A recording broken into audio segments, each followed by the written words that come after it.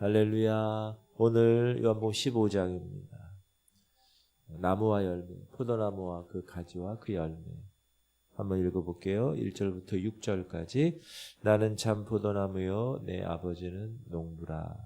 물은 내게 붙어 있어 열매를 맺지 아니하는 가지는 아버지께서 그것을 제거해 버리시고, 무릇 열매를 맺는 가지는 더 열매를 맺게 하려 하여 그것을 깨끗하게 하시느니.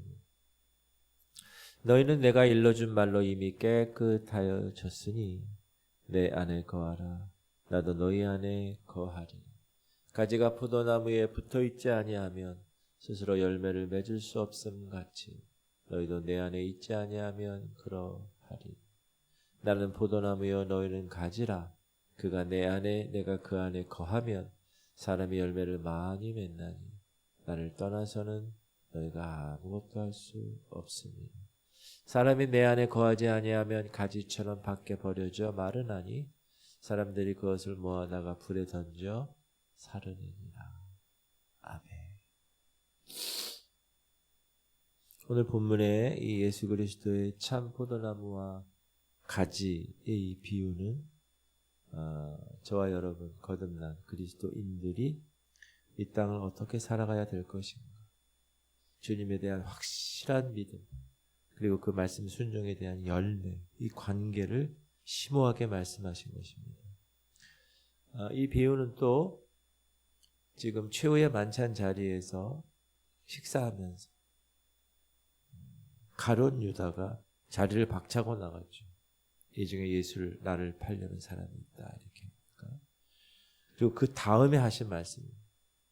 그러니까 쉽게 말하면 아버지께서 제해버리신 가지가 있다. 이 유다를 염두에 두고 하신 말씀으로 성경학자들은 해석을 하는데, 그러므로 아버지로부터 버림을 받아 꺾여진 가지, 불에 던져지는 가지가 되지 않으려면 우리가 어떻게 살아야 하는가? 따라합시다. 열매를 맺어야 하는. 1절에서 하나님은 시작, 나는 참 포도나무여 내 아버지는 농부다. 포도나무란 어떤 나무냐? 생명의 열매를 맺는 나무. 하늘의 새로운 생명을 주는 나무. 둘째 사람 예수 그리스도. 제가 가로를 쳐놨는데, 첫사람 아담은 땅에서 났으니 흙에 속한 자이거니와 둘째 사람 예수님은 하늘에서 나셨니. 그분은 흙에 속한 자가 아니라 하늘에 속한 자. 그리고 그 하늘에 속한 자는 영원한 생명을 우리에게 줄 수 있는 자. 하나님의 새 생명을 공급해 주는 분. 하나님의 새 생명을 인간에게 공급해 줄 수 있는 나무는 예수님밖에 없다. 시작. 다른 이로서는 구원을 받을 수 없나니 천하 사람 중에 구원을 받을 만한 다른 이름을 우리에게 주신 일이 없습니다. 수많은 이름이 많아요. 타 종교부터 시작해서 이단 사이비 여러 가지 이름이 많아요. 그러나 예수, 그 이름 외에는 구원을 얻을 만한 다른 이름을 주님이 주신 적이 없습니다. 구원의 역사에 있어서 예수님은 아들과 아버지와의 관계를 말씀해 주셨어요. 예수님은 포도나무, 하나님 아버지는 농부. 무슨 말이냐? 인간의 구원을 이룸에 있어서 하나님 아버지와 아들 예수 그리스도의 관계를 밝히셨다. 하나님 아버지는 포도나무인 예수 그리스도를 통해서 가지들에게 새 생명을 주시기 위해서 그분을 이 땅에 육신의 모습으로 보내주시고 십자가 사건으로 그 생명을 우리에게 주셨다. 이 비유에 등장하는 인물이 여러 나오죠. 자, 참 포도나무는 예수님,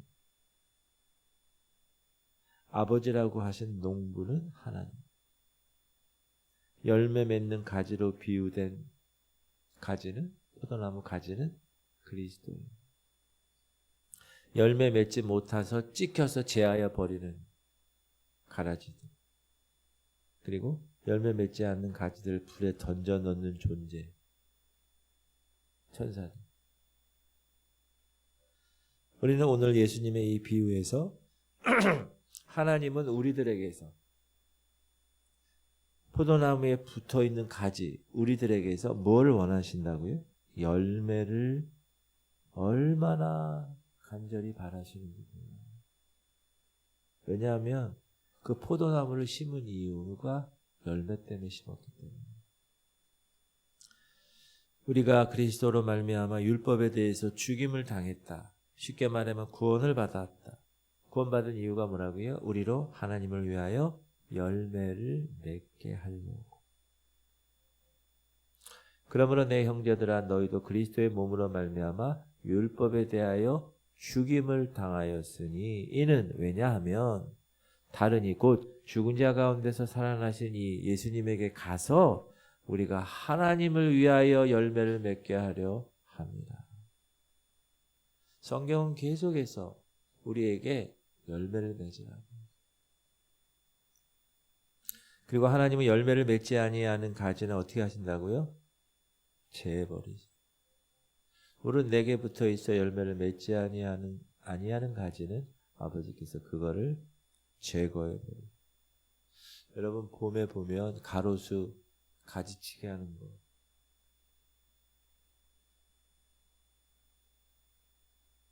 딱 잘라져 가지고 이렇게 땅에 떨어진 거 보면 어떻게 해요? 말라서 나중에 다 불에 던져지죠. 하나님은 그의 구원 사역에 있어서 놀라운 은혜를, 한없는 은혜를 우리에게 베푸셨습니다. 시작. 우리가 아직 죄인 되었을 때 그리스도께서 우리를 위하여 죽으심으로 하나님께서 우리에 대한 자기의 사랑을 확증하셨습니다. 아무 공로 없이. 제가 무슨 뭐 한 게 있을까요? 없습니다. 여러분들도 마찬가지. 의롭다함을 주셨습니다. 생명을 얻었습니다. 거기에 대한 확신이 있으세요? 그런데 더 확실한 것은 구원받은 사람들이 그러면 구원받았으니, 천국행 티켓을 내가 받았으니 그 후의 생활은 아무렇게나 살아도 된다 라고 성경은 얘기하지 않습니다. 열매를 맺지 아니해도 된다라는 보증이 없어요. 거듭남은 새로운 영적 생활의 시작입니다. 우리가 거듭나기 이전에는 육적인 생명 안에서 생활했어요. 그래서 하나님을 기쁘시게 하는 일이 뭔지도 몰랐고 그렇게 할 수도 없어요. 불가능한 것이죠. 시작. 육신을 따르는 자는 육신의 일을, 영을 따르는 자는 영의 일을 생각하나니 육신의 생각은 사망이요 영의 생각은 생명과 평안이니라. 이렇게.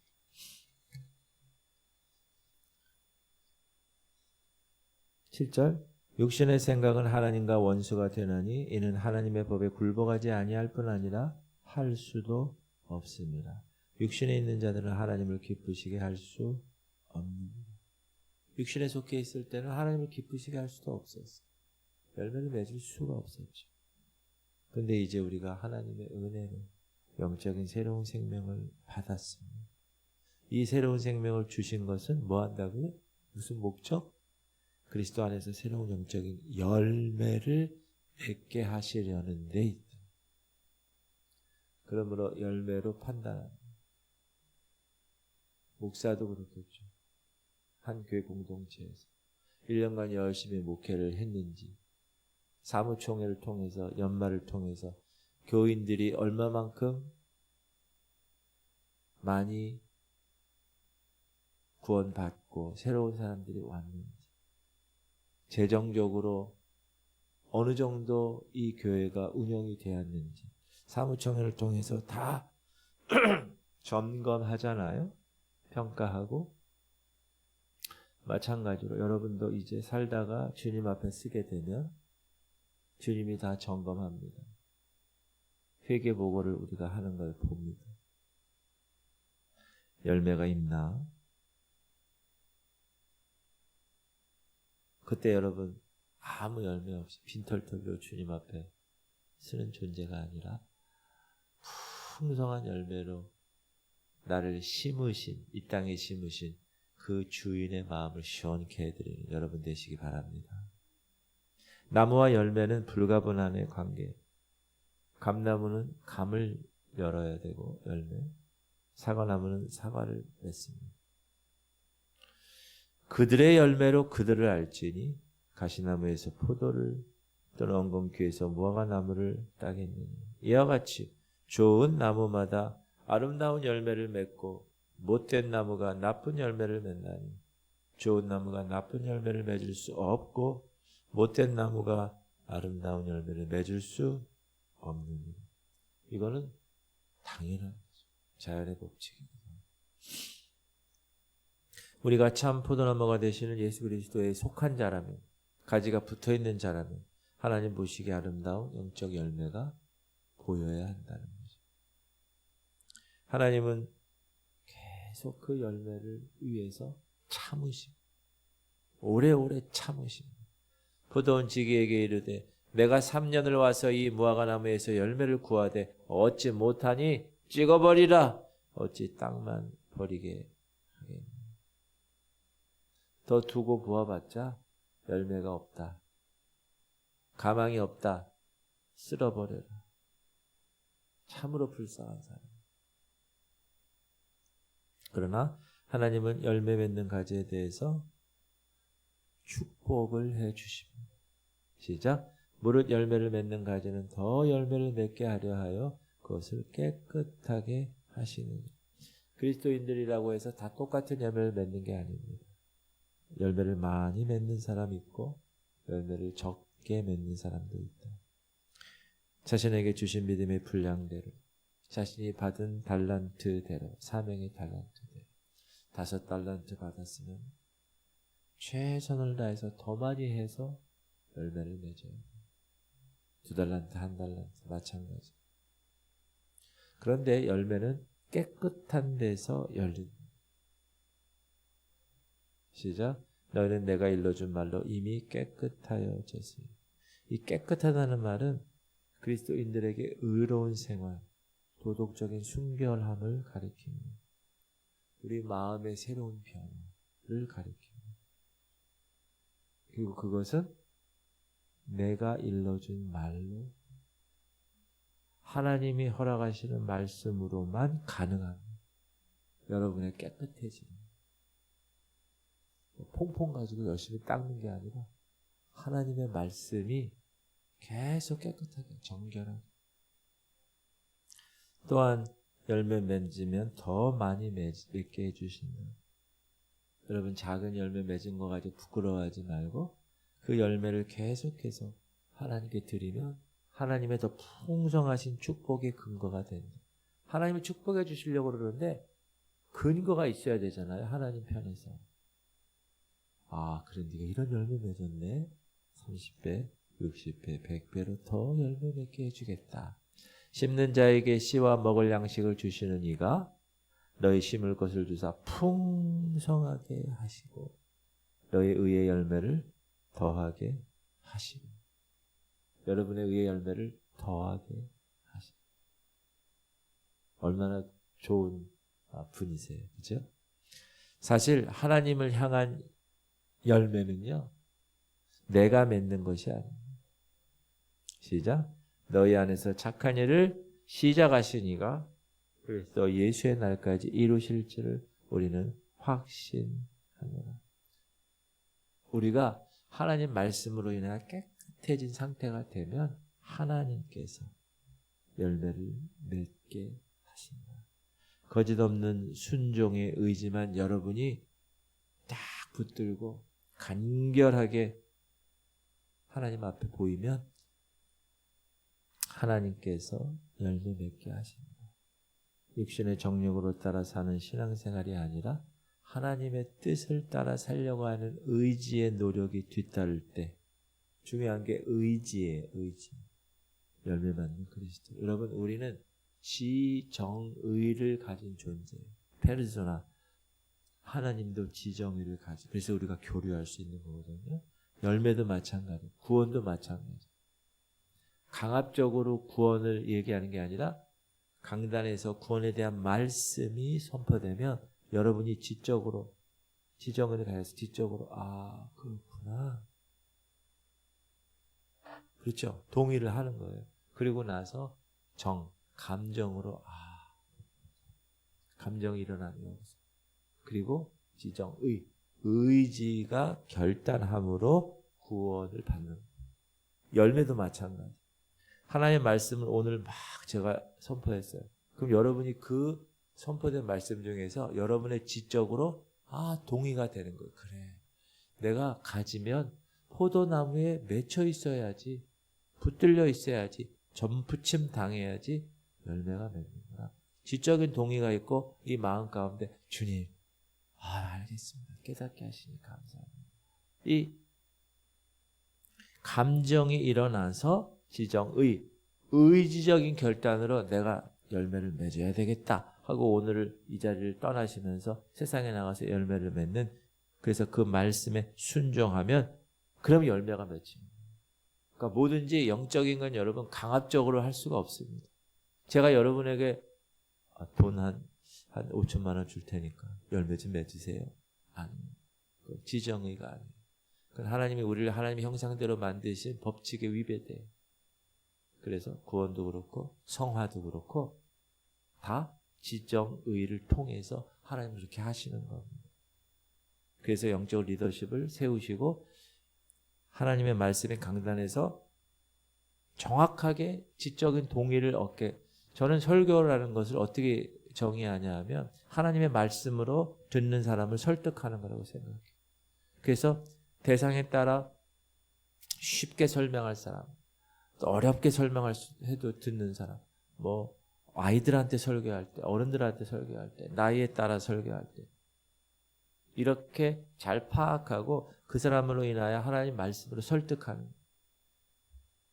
어렵다 하시면 이렇게 얻고요, 성화는 이렇게 하는 거고요, 열매는 이렇게 맺는 거예요.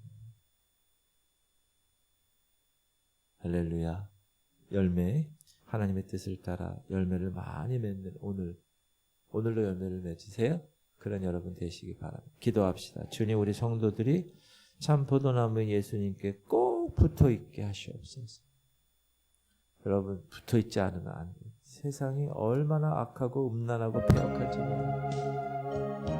정말 꼭 붙어있으세요. 주님, 우리 성도들이 하나님 원하시는 열매를 맺게 하시옵소서. 하나님의 뜻에 따라 살려는 의지적인 결단, 지정의를 다 오늘도 동원해서 말씀에 순종해서